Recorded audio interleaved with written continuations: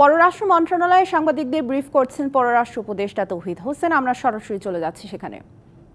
তাদেরকে কারণ বৈষম্যের বিরুদ্ধে পুরো ব্যাপারটা, তো আমরা চেষ্টা করবো যে দেশে যেমন বৈষম্য দূরীকরণের চেষ্টা করা হচ্ছে, বিদেশেও যেন বৈষম্য দূরীকরণ হয়।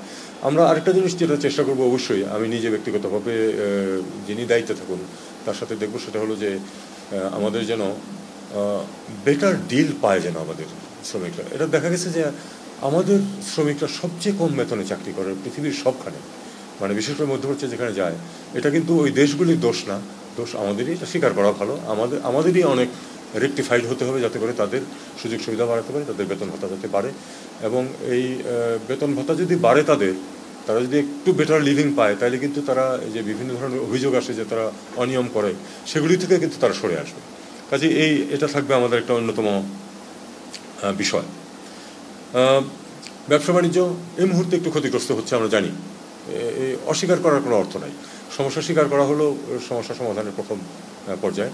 সমস্যা হচ্ছে, কিন্তু একজন অত্যন্ত যোগ্য ব্যক্তি কিন্তু অর্থনীতির দায়িত্ব পেয়েছেন, আপনারা চেনেন তারা সবাইকে, তারপরে সবাই চেনেন। তো সালাউদ্দিন সাহেব দায়িত্ব নিয়েছেন, উনি প্রচণ্ডভাবে লেগে পড়েছেন ইতিমধ্যেই। আশা করা যায় যে 1-2 মাসের মধ্যে উনি মোটামুটি স্ট্রিমলাইন করে ফেলতে পারবেন। অর্থনীতির সব সমস্যা তো উনি 1-2 মাসে কেন, হয়তো 1 বছরেও সমাধান হবে না, সেটা অন্য কথা, কিন্তু লাইনটাতে উনি ঠিক মতো নিয়ে আসতে পারবেন। এবং তাকে আমরা পরিপূর্ণ সহযোগিতা পুরা সরকার থেকে, আমরা অন্যান্য অ্যাডভাইজাররাও তাকে দিয়ে যাচ্ছি। উনি ইতিমধ্যেই প্রচণ্ডভাবে কাজে লেগেছেন।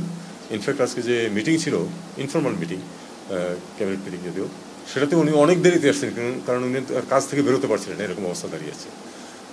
আপনারা জানেন হয়তো যে গভর্নর বাংলাদেশ ব্যাংক পদত্যাগপত্র জমা দিয়েছেন। আমরা ইতিমধ্যে খোঁজা হচ্ছে একজন যথোপযুক্ত লোক।